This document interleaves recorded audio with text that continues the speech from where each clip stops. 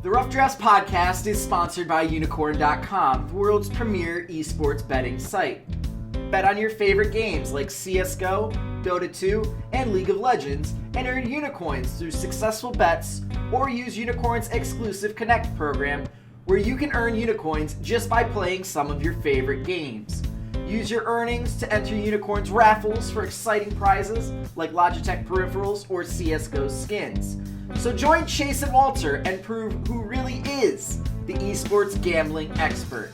Unicorn.com. Log on today.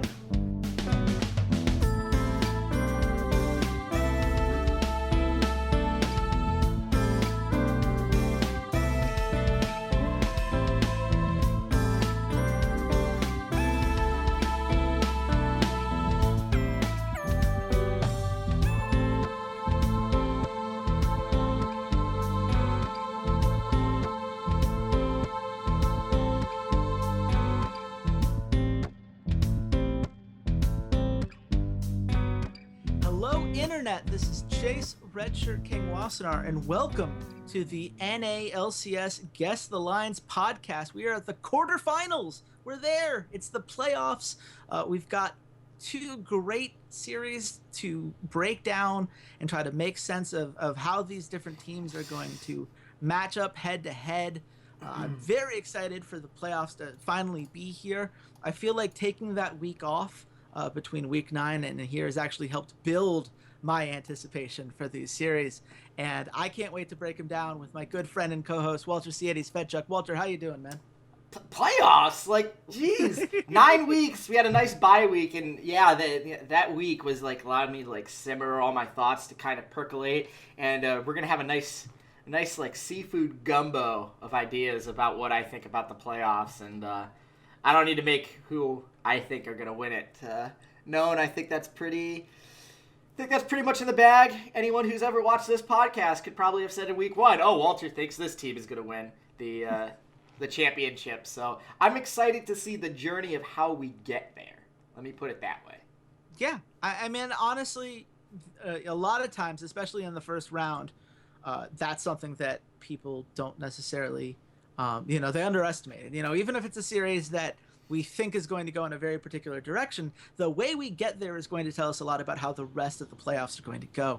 And obviously, every team that's going to be playing this weekend is really hoping to make it to the semifinals, get those circuit points. So it's going to be very fun to see.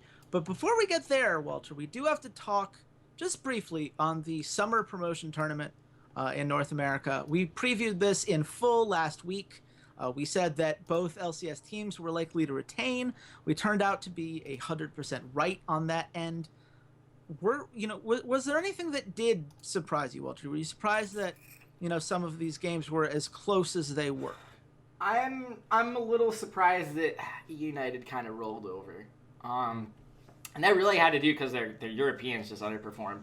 Their imports just played very, very poorly, and I know you're gonna be like, oh yeah, Gilius. Yep, I'm gonna talk about Gilius, but Fox didn't even play very well either. It was definitely Zazel that really like stood out to me out of anyone in the tournament. Like everyone played exactly how I expected them to play, except Zazel and Deftly. They stepped up and they didn't crumble under the pressure against playing against some of these better bottom lanes. They really did kind of take it to Doublelift and Matt at times. Not like to the point where they were winning, but it was definitely more of a fight, and it wasn't easy for Doublelift to just sort of like dominate them. They really put up a fight, but it was the lack of jungle, I think. Gilius just did not perform well at all. And Fox is really hinging on his jungler really giving him a lead and really performing well. He's only played with really aggressive, gank-heavy junglers in Svenskeren and Gilius in his career. So he's become very reliant on sort of their ability to help him carry through his lane. Other than that, he's just a really, really safe laner who's not going to take many risks and not going to go for any flashy outplays or anything like that. So overall, United was kind of disappointing to me, but it did make their NA rookies look a lot stronger. If anything, I think the losses put their rookies over, and maybe a team that needs a top laner in the LCS goes after Licorice. I personally would like to see both challenger teams pretty much keep their rosters the exact same and go for it again in the summer. But I know you don't agree with that assumption. Yeah, well, I mean, I just think the rookie talent here, as you said, there were a lot of pleasant surprises. I think that definitely in Zazel could fit on an LCS roster. Questions on where it would fit and what teams are going to be looking for that. Obviously, that depends on which teams are going to be looking for roster overhauls. We don't know that yet. The offseason isn't here yet. But I do think they have a spot. I think Licorice certainly has a spot. If Seraph is currently in the LCS, there should be a spot for Licorice. And it's something that, at the end of the day, I would say for Envious and Liquid to a certain extent, they should really be looking at taking those pieces, because there's a reason that those series went 5 games against Goldcoin United. There were significant flaws that could be exploited. Imagine Liquid, assuming Double Lift goes back to TSM, and that is a pretty safe assumption. Matt has been having his own issues. He might not want to play, or at least not be the only guy. Like, definitely in Zazel would be a perfect fit for that, right? Wouldn't, Envious love to have a guy like Licorice on the roster? That seems like a nice play to go. I'm not going to recommend Gilius because I wasn't that high on him heading into the tournament, and I hadn't watched him in a while, and I remember now why he's one of my least favorite players in League of Legends, because he's just so frustratingly inconsistent, even within an individual game. Nick Young. It's like it's a worse version of Dardoch to me. It's really what it comes down to. It's a Dardoch that's ceiling isn't quite as high and whose floor is much lower, and that's a concern. But that's I don't agree with the ceiling. I think the ceilings on him and Dardoch are pretty similar. I think that his floor is much lower. Like, I would agree with you on that point. Mileage is obviously going to vary. I think that's fine. But either way, I think that ignoring the individual talents that were on display here would be a mistake for a few of these LCS teams. And unfortunately, what that would do for the challenger scene, I'm not particularly sure. It doesn't seem like Riot cares all that much, because they had dual streams going on Friday and Saturday. Riot. Yeah. I'm gonna make myself edit this. You. Like, genuinely, you. That is the summation of my feelings for how Riot treats their Challenger series. You. Because there was nothing. There was no storytelling aspect to it. There was nothing. It was just, this is going to happen this weekend, and whatever. Like, even the casters didn't seem all that into it. The casters were just like, I got to do this today. Like, either or get off the pot. Man, future Walter is going to be really annoyed having to edit all this out. But, like, either or get off the pot, because you're doing such a half-assed job at this. Either just get rid of it, make it a 16-team professional scene where, all these owners are just all franchised in, and you don't even have to worry about having this relegation system and yada, yada, yada, or actually put some time and effort into actually making this a viable scene, a viable league, something that people are actually going to pay attention to. Because, look at it this way. AAA baseball, sure, it doesn't, fill up Yankee Stadium or anything, but I live in Rochester. We have a AAA baseball team, and I can tell you in the summer, that stadium is, 2/3 packed almost every night, unless it's like a Tuesday night and it's like a really team. Like, make people care about it. Give some credence to it. Give some value to it. Give some, don't have a Challenger Series playoffs just end with both teams won their first round matchups, and congratulations, you're both winners. You get to go into the promotion tournament. No! A playoff ends with a championship. A playoff ends with a winner and a loser, not even keel for both of them. And it's just really frustrating that there were a ton of people in season 4 and season 3 and season 4 that had all of these third-party tournaments and these third-party organizers. All these people busted their asses to do this stuff. It's really hard to throw a tournament. I understand that. It's really hard to throw a league.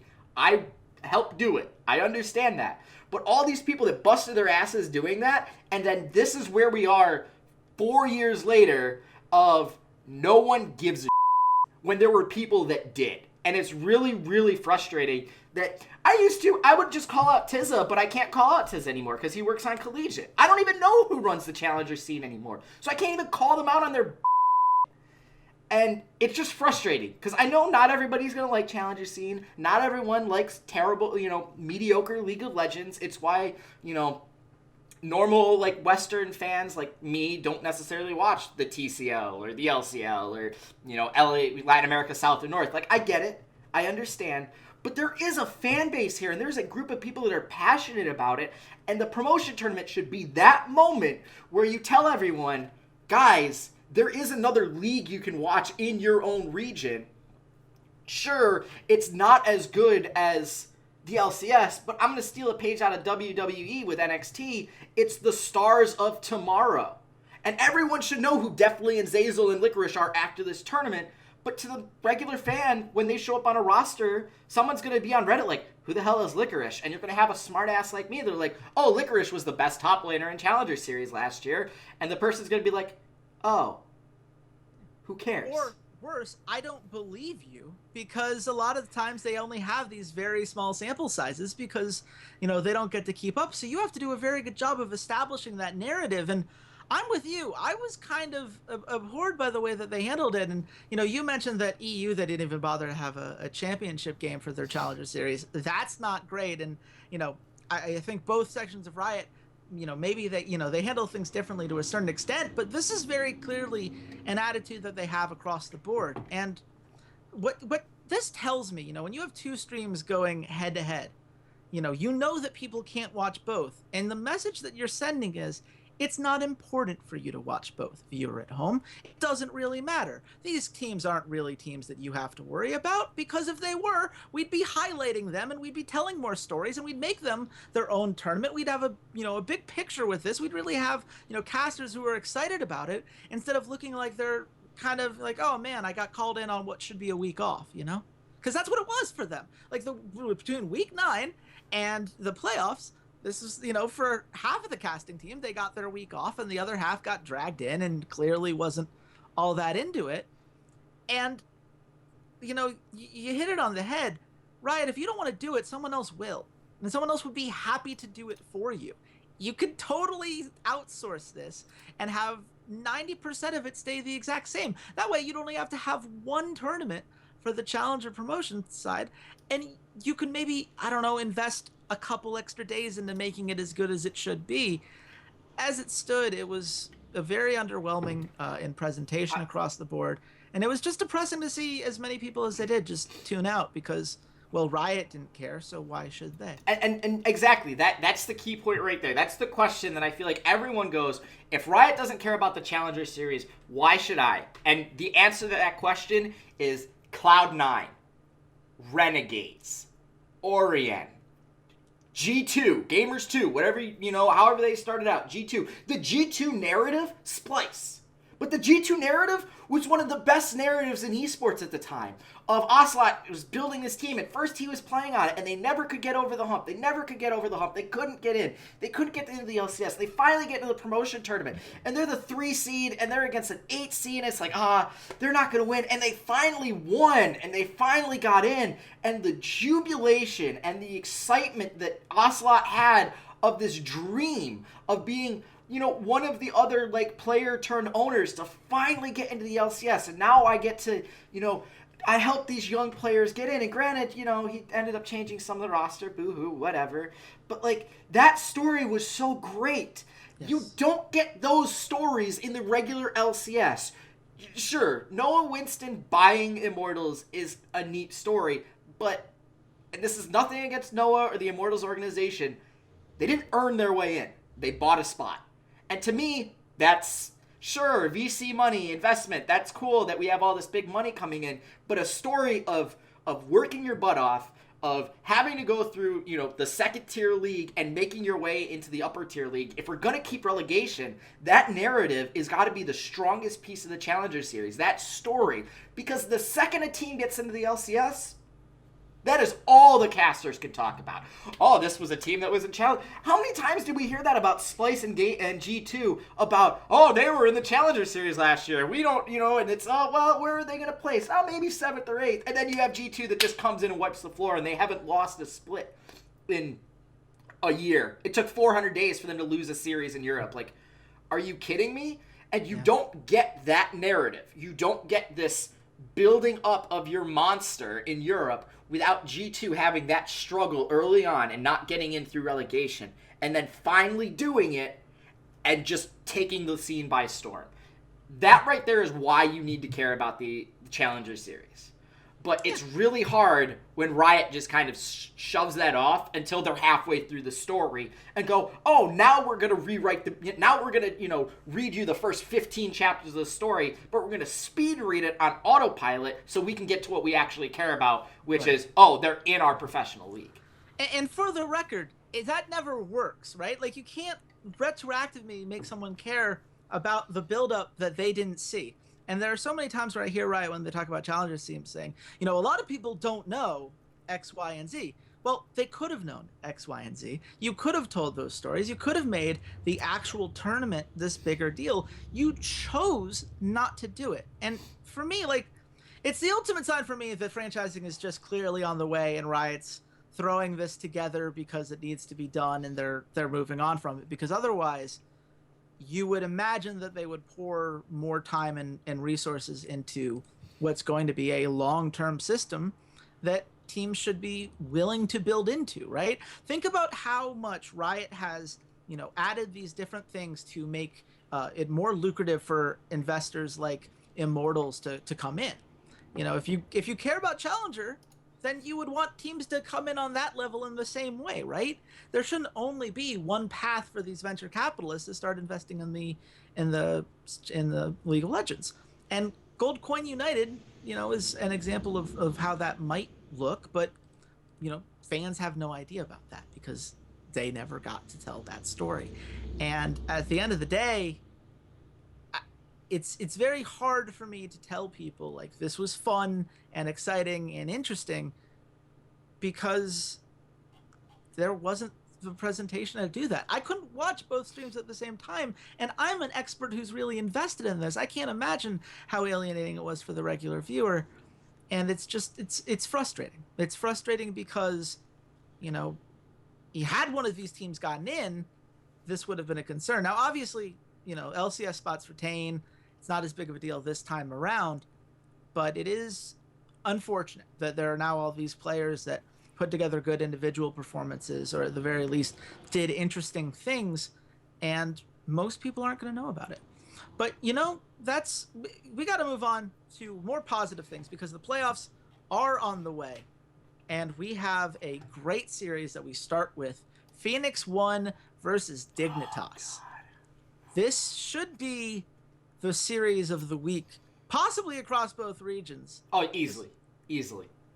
I like Misfits in Splice enough where I'm not sure I'll say easily, but I do think I agree with you. And Phoenix 1 is where we should start off here, because Phoenix 1 are the 3 seed. They were basically locked into it heading into week 9. But they had a really rough week 9. And, Walter, let's start there. Is it right for people like me to be worried about Phoenix 1 after what we saw in their last 2 series of the year?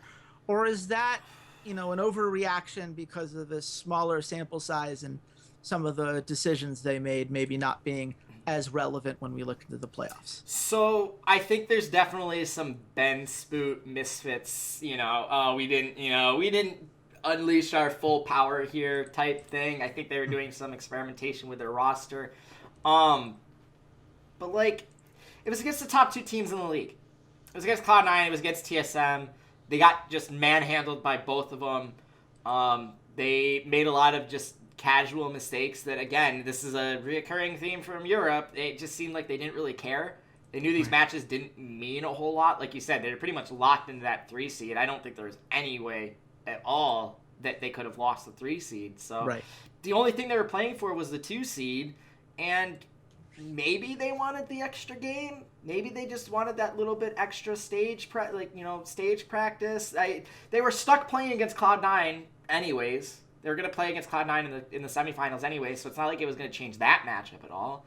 Yeah. So I'm not as worried about them, but there were definitely some issues that I looked at it and went, okay, this could be a worrying sign going up against Cloud9 or TSM, if they get to the semifinals or the finals. They did have some of these rotational issues where they were changing out their supports and going with Stunt, playing Inori, playing Meteos. When you're in the playoffs, you need to have your 5. You need to have your 5-man roster, and occasionally maybe you'll bring in Inori or you bring in Meteos as a change of pace kind of back. But it's just like in the NBA. Sure, you might have a 10-man rotation during the regular season. That shrinks down to 7 once you hit the playoffs. And exactly. I think that was what Phoenix One was trying to do, was they were trying to figure out, okay, what do we want our 5 to be? And I think their 5 is going to be Meteos and Stunt. I think that's going to be the 2 players that they're going to stick with and they're going to go forward with. I know Stunt did have some issues the last couple of weeks, getting caught out, getting hit by skill shots that he shouldn't have been. Just, really kind of simple, stupid things. But the kid's a rookie. It's going to happen. He can't be perfect. I know I had him all pro third team, but, he's not going to be perfect. He's still young. He's still going to make some mistakes. Across the board, you got players like Double Lift and Wild Turtle that still step up into skill shots like it's nothing. And these guys are savvy veterans. These guys are, potential Hall of Famers when you look at the end of their careers. So the tiny little micro misplays from a player, I'm not so worried about. It's more of the overall macro strategy that Phoenix One just, again, they sort of just rolled over and said, we're gonna let you guys do whatever you want with objectives, and we'll kind of go from there. And this is a game right now that is very objective focused. You really are focusing on these tower pushing compositions. You're really focusing on these fights around Baron and Dragon. You can't just tell the other team, we're just going to farm minions, you take the objectives, and we'll beat you anyways. That doesn't happen. I'm not as worried at the end of the day, but it could be a very worrying sign when we get to the semifinals. Yeah, certainly you would expect a team that, throughout the regular season, up until week 9, they were actually known for these objective takes, right? Their Dragon rate was first heading into the week. Now it's second at 57%. Their Baron control was first going into the week. Now it's second at 59%. You would imagine that, these are things that they want to return to. And maybe it is as simple as they're just going to flip a switch and they're going to be okay in that regard. My biggest concern is that there was not enough consistency in that bot lane for me to feel comfortable throwing Shady in there. This is something that we talk about all the time with, the 80 carry support synergy needs to be on point. From my time coaching, I can tell you that that's the relationship I spent the most time on, because getting them to understand what the other one wants in the laning phase. What are their goals early on? Do we want them to roam or do we not want to roam? Are we trying to get, bully them out of lane and put them, force them to farm under their own tower? Are we sitting back so that we can, force them to maybe, extend too much and we can punish them with a gank from Meteos or Inori, whoever that guy's going to be? And right now, Arrow didn't look comfortable with either one of them, which is a concern, because Arrow was, to us, he was my MVP pick. I know he was your MVP pick. We think very highly of him and the ability to have a player who could be the best player on the Rift in any individual series is something that Phoenix One is really going to want to rely on. But now we're at the spot where I don't know if they've taken the time to figure out what best way to move him forward. And that's a concern to me. My other concern, Walter, is there a snowballing effect here with Phoenix One? Because when you look at their series, they went 11-7 overall. Of those series, they were almost all 2-0s. They were very dominant in that regard. But their losses, those 7 losses, were almost all 0-2s. There was only one series in which they went 1-2. So, is that a concern for you? Do you think that they are potentially going to tilt on that mental side of things, or do you think that they have enough tools that they'll be able to overcome that?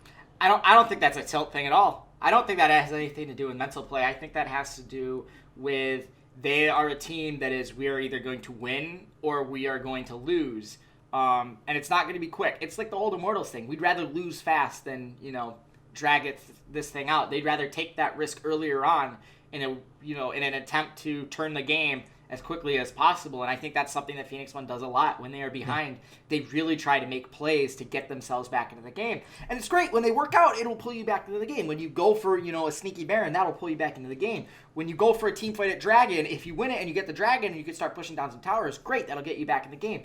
The problem is when those things backfire on them, that is what creates the snowball on the other side, which then pushes it. I just think they're a very definitive, we are going to make a play. Whether we're ahead or whether we're behind, we'd rather lose quickly than, take 60 minutes to lose a game. So I don't think it's a mentality thing. I know that when you look at it, it does seem kind of like, I don't like that they lose a lot of 0-2s. That doesn't seem great. But I think it's just more that they're very decisive in terms of their shot calling, and they are like, well, we're going to make this play, and we're either going to win, it's either going to get us back in the game or we're going to lose anyways. So it doesn't worry me. The mentality aspect doesn't worry about me. The individual mentality aspect of some players does worry me. It does feel like if you want to pinpoint certain players, Inori is sort of like that, where if he starts out kind of weak, he doesn't really get back into the game. Or if there's like a moment in the mid game where he gets caught out or makes a misplay or something like that, then you can sort of feel ripples of it throughout the rest of the game. Same thing with Zig, in all honesty. Zig feels like a very flow-based player. And what I mean by that is that the flow of his lane, if he can get started, it can start building up a little bit of an advantage. And it doesn't have to be kills. It can be, a couple of creeps, or it can just be the tempo of the lane itself, whether he's able to control the wave and manipulate it to push or to, freeze when he wants to. He seems to then carry that momentum on, and that's when you see the really strong games out of Ziggs. When he isn't able to control his opponent, and he isn't able to get just that little hair's breadth advantage, then it seems that it goes back the other way, and that he really struggles in the laning phase, that then, since he's much weaker than his top laner, it doesn't allow him to do as much as he can in team fights or teleports like that. Mm-hmm. And that worries me, especially in this series, because he's against Someday. Yeah, that's a concern. Someday is really hard to beat in lane. Like, really hard to beat in lane. He is very good at manipulating waves. Yeah, to give a specific number to that point, Someday right now is the best laning top laner in the league. He averaged a 169 gold difference at 10 minutes, which is pretty significantly ahead of the next closest. Zig, on the other hand, had a negative 106 gold differential at 10 minutes on average. Only Lorelo, Balls, and Ray were worse.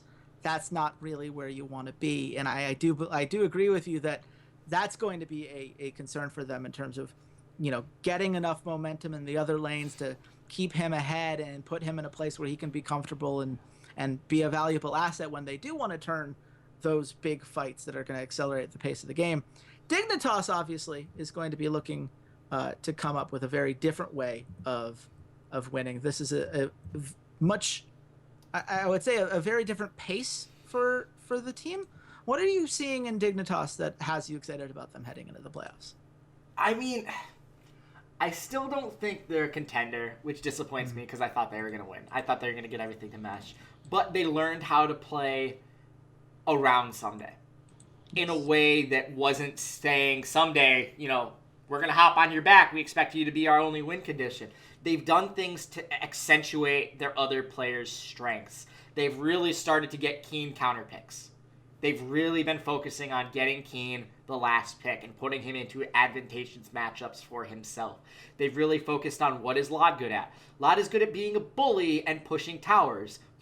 Let's have Lod play Ziggs and just bully the bot lane and take towers. When you put this kind of pressure in the other lanes, that then allows Chaser more lanes to gank. When it was, let's put everything on top of Someday and hope he can carry, Chaser almost exclusively went into the top lane. Keen on his roams almost went exclusively into the top lane because they were so focused on this. We need to get Someday ahead. We need to get Someday ahead. We need to get him split pushing.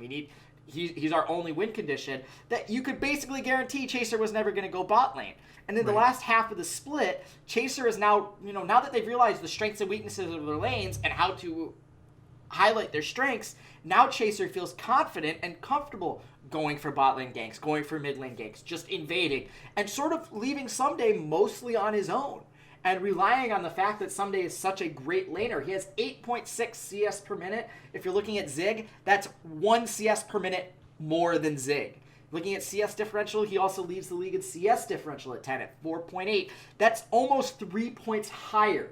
That's almost a point and a half higher than the second person, which is Flame. And that's almost 3 points higher than Haunters, who we both think could possibly be an MVP and is the best top laner in the region. So that says a lot about just what Someday can do in lane, especially if it's just a one-on-one scenario. Because while you do want to go shut down Someday as an enemy jungler, if Chaser's going into the bot lane and they're playing the Ziggs competition, 3 people versus 2 people pushing a bottom tower is going to mean your bottom tower dies, and Dignitas gets that early burst of gold out of that. So right. I think it's just they said, we know Someday can be a win condition, but he doesn't have to be our only win condition. We do have players that are pretty good. And if I was to choose like a most improved player of the split for the split, it would be Keen.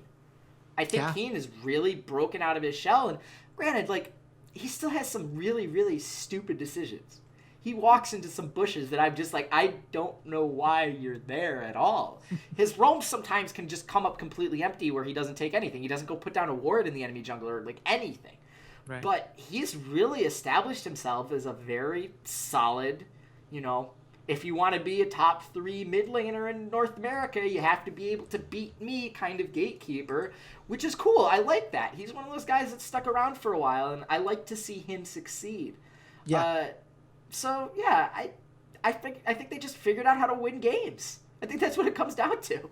Yeah, I think that's fair. And I will say I agree with your points on Keen. I think he's been a very pleasant surprise for me. When we talked in the preseason, he was a guy that was one of the biggest reasons I was down on Dignitas, because I didn't trust him to be able to be that guy. And certainly he's not perfect. There are enough like really weird Azir ults and everything else that come up from time to time where it's like, oh, Keen. But at the end of the day, they have done a very good job of, getting Someday ahead, getting their other lanes in a point where they can at least, contribute rather than putting it all on him. The concern for me comes into what happened when we saw, Dignitas play against Cloud9. Because that was a series in which they did get Someday ahead. They got Someday severely ahead, and it was irrelevant. Because as soon as the mid to late game rolled around, his lead wasn't able to translate into important objectives or into the, kind of team fights that they needed to win. So what can they do, Walter, to fix that? What can they do to pick either better fights against Phoenix One, or to pick, just have a better way to translate the effort that they're putting in the laning phase into a more well-rounded victory at the end of the day? Don't team fight. Pick 1-3-1. I know you're laughing, but it's keep it simple, stupid. Like, it's that simple. Play 1-3-1 split push compositions. Play 1-4 split push compositions. Play pick compositions. Your team is not good at team fighting, and I don't think your players are good at team fighting. You look back at LoD's Envious days. The Envious, when they were successful, wasn't because LoD was, this awesome team fight 80 carries, because they were playing pick compositions. They were relying on Hakuo and Seraph and Ninja and all these players to roam around the map and play these kind of pick compositions. That's what Dignitas is good at. When you have a player as good as Someday, who's one of the best top laners in North America, let him split push. I know we just said, you can't just rely on him to be his only win condition. No, but a split push isn't your only win condition if you split push. You use that split push to pull the enemy team across the map. I look back at the Fnatic series against Misfits. Soaz was split pushing as Shen. Shen doesn't take towers very fast. But because there is a Shen that is split pushing, they just pull the enemy team apart and they make the map very, very wide. They are over by Baron. They're almost all the way up in the top lane. So you're pulling Misfits all the way over there. And then you have Shen, who's in the bottom lane, about as far away from his team as possible. And you're making that enemy top laner make a decision between, do I stop the split push? Do I go help my team take the 5v4? And that is where you have to use this strength of force the enemy team to make the decision and then be ready to disengage when they do. Ceades is very good at that, of when that top laner shows up, I'm out of here so I can TP if we want to start a 4v5. They're very good at baiting out teleports. That's what you need to do in this series. Bait out Ziggs' teleport. Bait out any other globals that they might have if they play Rek'Sai or if they have TF or anything like that. Bait out the globals and then utilize that fact that you have your global to stretch Phoenix One out. Phoenix One isn't very good when they have to make, when they have multiple decisions about what they're doing in the heat of the moment. If you pull them apart and you're telling them, you either have to stop Someday from taking your bottom tower, or you need to stop us from taking Baron, Phoenix One takes a minute to make that decision. And it's not in a like philosophical, thought-provoking, like, well, let me ponder the meaning of the universe type way. It's more of a, oh my god, what do I do? What do I do? What do I do? What do I do? What do I do? And then they make their decision, and most of the time it's right. Most of the time they make the correct decision, and in that instance it's stop the Baron.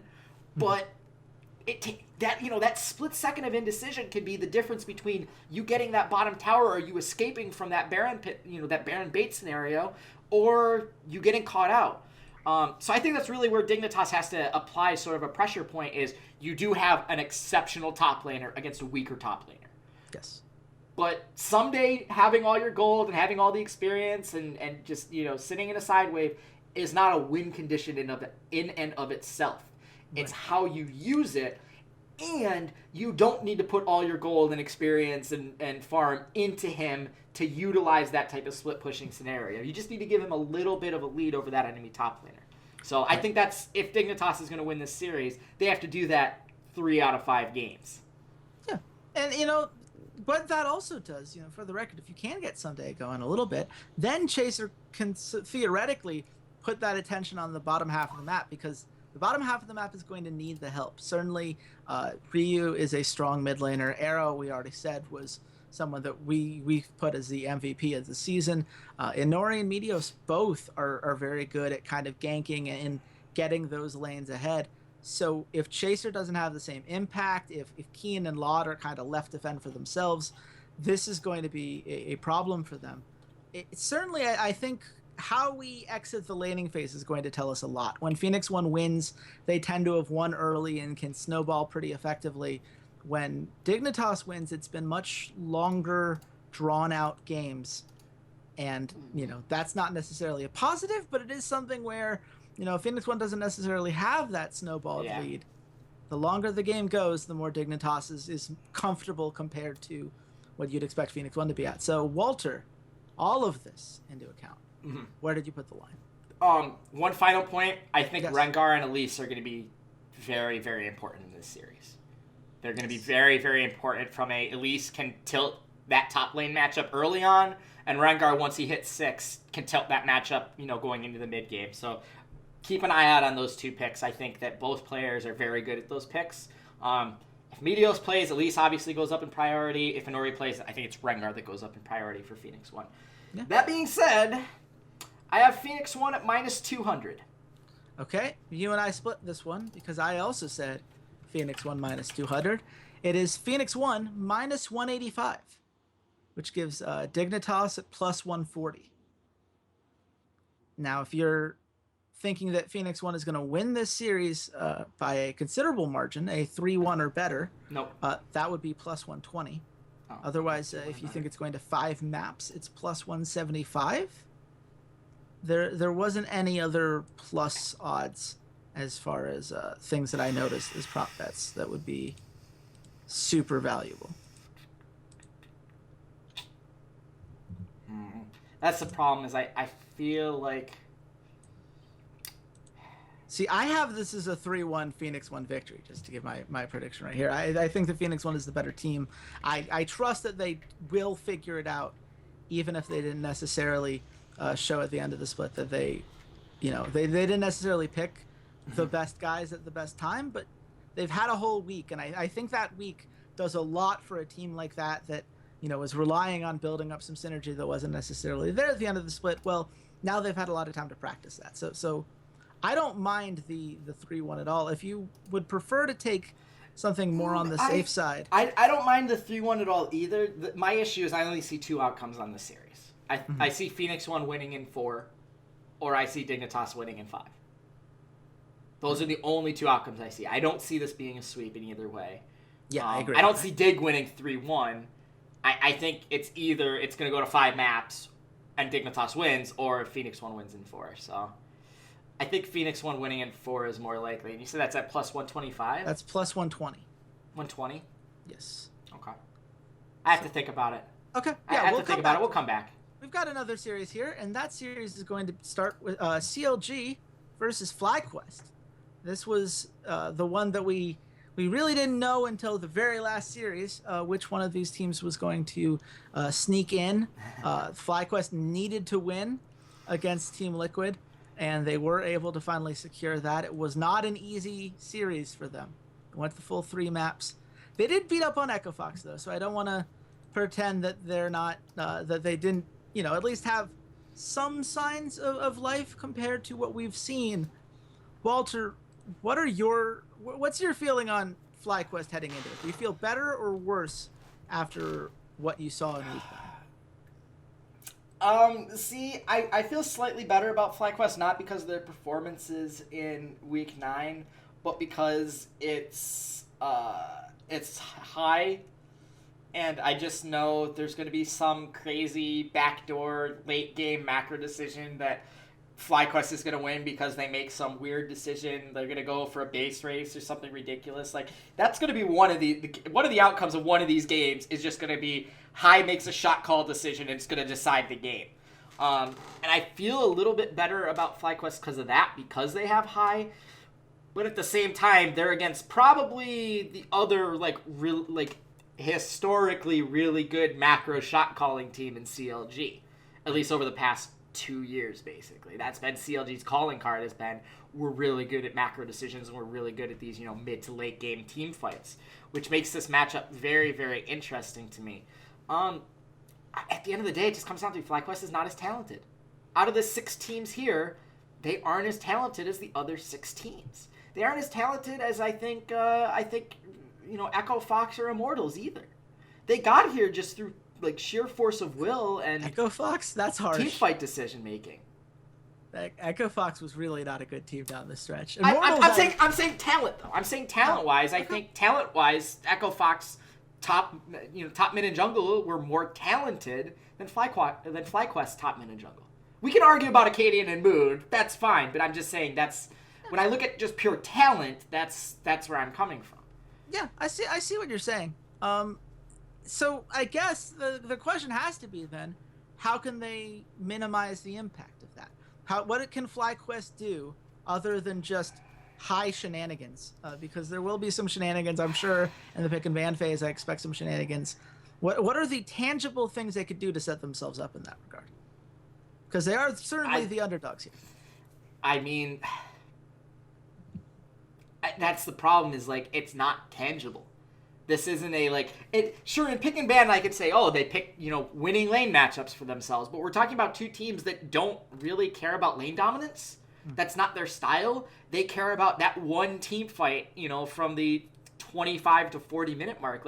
I'm going back to the first time that TSM and FlyQuest played and High was on Oriana and FlyQuest's entire strategy was mind meld trick TSM into walking to Oriana ultimates. And that was their win condition was TSM, walk into my Oriana ultimate.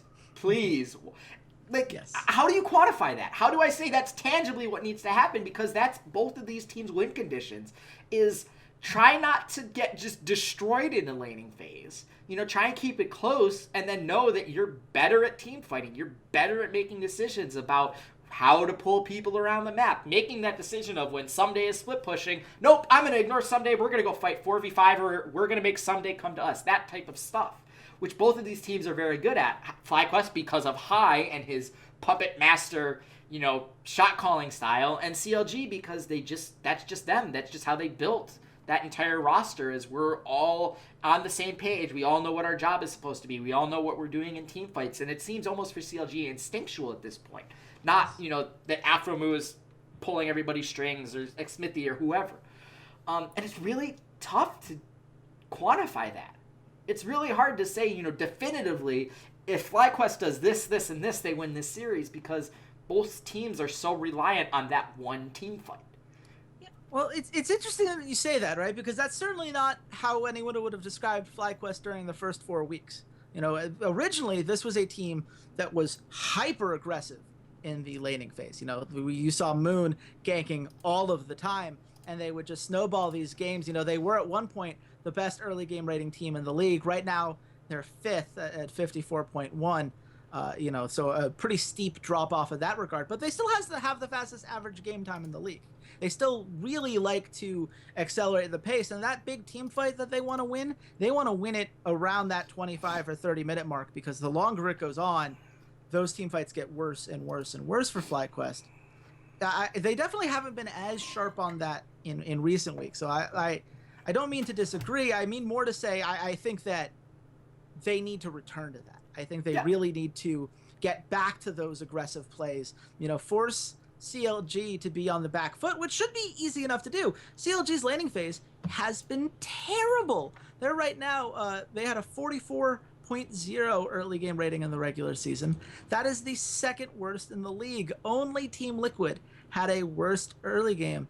If you look just across the board at CLG, the only members of CLG that actually had a lead heading into out of the laning phase was Darshan, of all people, which seems kind of crazy to think about, but that's what they were able to do. Yeah, so let's just flip this to the CLG side of things here, because, you know, this is a team that obviously didn't necessarily start the season impressing us, but has slowly improved bit by bit by bit. What is the thing that you believe is going to pay off in the biggest way for CLG? What is the 80 carry meta? There it is. 80 carry meta. That is the early utility 80 carry meta essentially neutered who I think is the best player on this team in Stixay. And, you know, Stixay is not the flashiest of players. He's not a double lift where he's, you know, has these immense mechanical outplays where you're like, oh my god, Stixay! He's very much a sneaky. But the problem is that it's not because of his Ashe ultimates. Like, that was how Sneaky became famous, was playing these Ashe Zyra compositions. He is a pinnacle of utility carry, Ashe, you know, Varus, Jhin, Sivir type play. That is where he really sticks in. Stixay is much better at that sort of middle where you're not a hard carry, but you're not a utility guy. You're somewhere in between. The Lucians, the Ezreals, the Caitlyn's, where you can be one or either. A Caitlyn could set up her traps and just be a tower killing machine.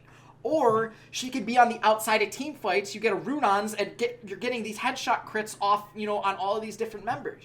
You can be like that. Lucian, you can be this sort of, you know, armor shredding ult bot. Or you could be very powerful in the early game and, you know, out-dueling your enemy laner and getting all these towers early and really trying to be this duelist. Same thing with Ezreal. You can either go blue build and your entire purpose is kite, or you go Triforce and it's, I know how to hit skill shots, I'm going to deal a ton of damage to you because, haha, Triforce, tons of damage. So I think when it gets into this kind of mishmash of 80 carries where you can kind of go either way, that's where Stixay really excels. And that really helps this team because Hui's damage is inconsistent. Yes. Hui is turning into the new Keen, where he has some games where he uses one of his weird picks, and you're like, oh my god, Hui's really good at, you know, Aurelion Sol. And then he plays something like Orianna, and you're like, please don't play Orianna or Victor ever again. Please. Yeah. This is awful. Xmithy has been inconsistent the entire split. Darshan, only up until the last couple weeks, has been, you know, the sort of weaker version of Darshan, the kryptonited version of Darshan, where he's like, yeah, I'm an okay laner, I'm kind of okay at team fights, like, I don't stand out at anything. And then Aphromoo has been his same old self, where he's, you know, this really good vision control early on. Sure, he's going to get caught out every once in a while. He's really good at the mechanics of the game in terms of his skill shot. But because he didn't have the damage output from his 80 carry, the punishment and these sort of, you know, catches that he was getting weren't really punished because he didn't have the damage to back him up. So I think the 80 carry meta change is going to be a godsend for CLG. Until they play TSM and then they're screwed. Yeah, I mean, when you look at CLG, I think you're absolutely right. And this is a team that isn't necessarily going to win on their mechanics. They're going to win on their macro play. And that's something that certainly I want to see more of in that regard. We kind of associate it with the Zix system, right? It's not necessarily translating in the early game, but it does do a very good job when it comes to objectives. Dragon, they take 53% of those. That's the third highest in the league. Baron, they have 57%. That's the fourth highest in the league. That's a really nice spot to be in, and they're doing it without having the kind of lane advantages that we usually associate with teams that are able to then claim those objectives for themselves. So certainly they're able to find some holes that other teams aren't, and when you have as many pocket picks as someone like Ahuhi does, that's certainly going to help. What's the big concern, Walter, in this series for you? Because as much as we can say like FlyQuest is kind of on a downward swing, and I think that's very fair, CLG is certainly not a perfect team. There are clear flaws here that, as you mentioned, are probably going to come back to haunt them later. What's the fear that you think is going to keep CLG fans from being able to just rest easy knowing that this is going to work out for them? Who's the second carry? Who is the second carry behind Stixay? Is it Hui? Is it Darshan? Is it Xmithy on Graves? Which one of those players shows up? It could be a combination. Like, all three of them could just show up the entire series, and then I'm not worried about it at all. But I talk about FlyQuest being at a talent disadvantage. Like, Moon and High are pretty good. That's a pretty good 1-2 punch. I'll be honest about that. And the thing about CLG is just the inconsistency among those three players is who's going to be the one, is Hui going to show up and essentially neuter High? Because if that happens, then I think they have a really good chance. Is Xmithy going to show up and neuter Moon? Is Darshan going to show up and just become so massive as a tank that it doesn't matter how much damage Moon and High can output? I haven't even mentioned All-Tech and Elimination because, let's be honest, there's literally nothing special about them other than Mordekaiser, I guess. Please no. Please no. Please no, BR Hugh. Please no.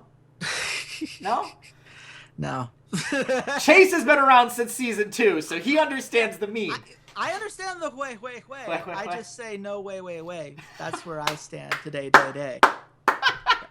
That's all I've got to say. I don't want to see Mordekaiser either. But like that's the thing, like we literally, when you talk about FlyQuest, you're talking about High and Moon. Those are the only two players on that team you remotely care about because the other three are so milquetoast. I think they're Danny Rand and Iron Fist.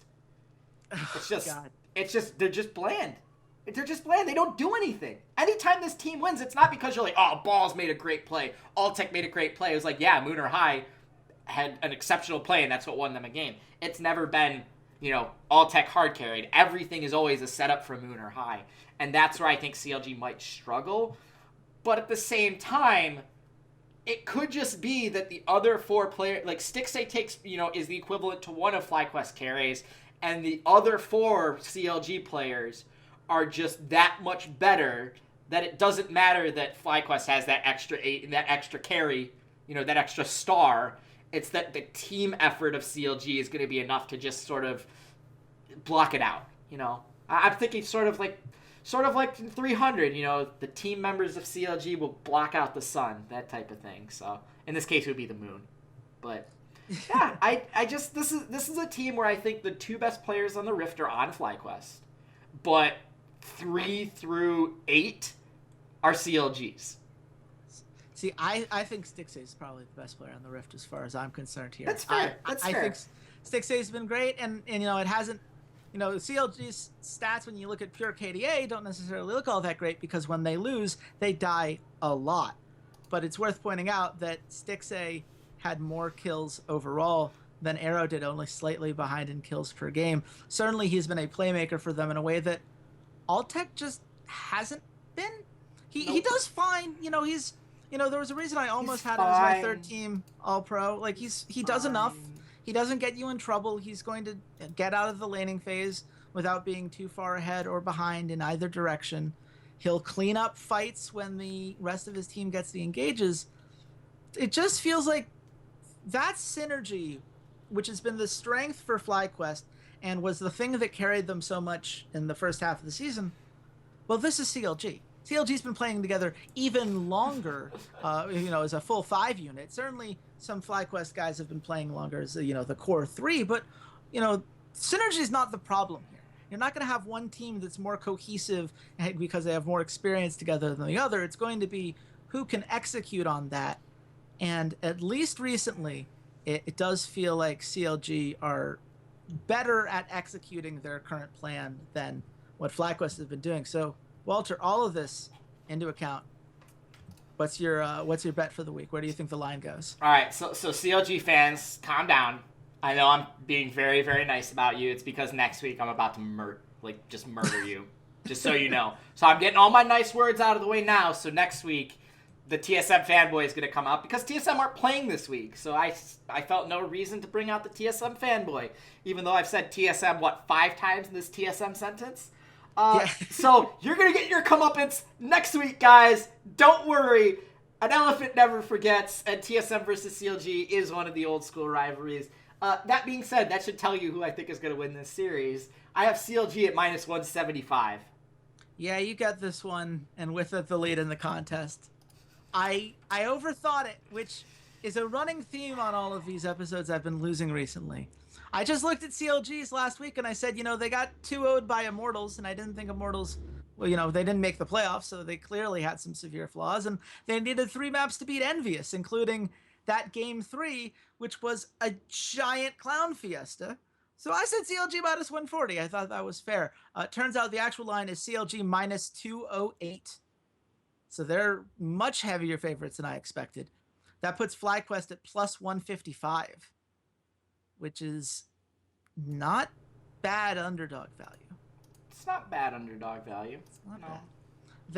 You're looking at some odds just to throw these prop bets potentially out there. CLG -1.5 if you think they get the 3-1 or better. That's +110. FlyQuest +1.5. So if you think they lose 3-2 or win the series, that's -143, which is pretty solid value on that end if you think it's at least going to be close. And 5 maps +175, just like Phoenix 1 versus Dignitas. So, Walter, of those, which one stands out to you as the one you feel most confident about? 5 maps. 5 maps +175? 5 maps is, I think, where it is. Okay, that's fine with me. I think that's fair. Certainly, even, if Envious can force a 3rd map, I think FlyQuest should be more than able to make this a back-and-forth series. We still have to pick one for Phoenix 1 Dig, Walter. Did you have... Yeah, I think the Phoenix 1 -1.5 at +120. Okay. I think that's what I finally settled on that. It's not... I want Dignitas to win that series. I really do. And I'm trying to, keep my heart down and be like, no, I get it. You have a man crush on Keenan Laud. I get it. But Xpecial is still on this team. And to ask him in a 5-game series not to get caught out in 3 of them is just too much, dude. It's just it's sort of like asking Ryan Fitzpatrick not to throw an interception. It's just impossible. So I got to go with the head here. I think the Phoenix 1 -1.5 at +120 is pretty good odds. Yeah, unfortunately, unless, maybe what you need to do is just hide the nameplates and convince Xpecial that he's playing against CLG. That seems to work out pretty well overall. So maybe that's a play. But, this has been a fun podcast. I'm excited to see how these matches end up. Obviously, we'll be back next week to break down these and our European matches as we always do. Europe on Wednesday, North America on Thursday. There will also be somewhere in that mix, we'll go over the EU promotion series since there will still be another week of that coming down the pipeline. Don't remind me. Yeah, well, look, man, we're doing it. Someone has to care, and if Riot's not going to, then we might as well take up the mantle. Of course, you can find us all over social media. Walter, where can the nice people at home find you? You guys can find me at Ceades_LOL. And yes, CLG fans, your comeuppance is coming. Again, don't worry about it. I've got some very mean things to say to you next week. Especially if you lose. What could possibly go wrong? I'm at RedShirtKing. Feel free to message me on there. I love talking to you guys about all this stuff, so keep the conversation going. We are going to be back twice this week because there's a certain Hearthstone expansion that's dropping soon, and we have our resident nepotism episodes that we just need to keep up with whenever Hearthstone things go on. And of course, we wouldn't just do the North American All-Pro Awards if we didn't also plan to look at the European side of things. So stick here, make sure you're subscribed to everything. Stay tuned, and until next time, bye, Internet. Hey there, Ceades here. Thanks for checking out the podcast. And if you enjoyed today's episode, consider supporting us at www.patreon.com/roughdraftspod. For just $1 a month, you can join your fellow listeners in our patron-only Discord channel and help keep the content coming, or join our VIP club where $1 a show or $8 a month gets you first priority on all patron content like our patron-only Q&As.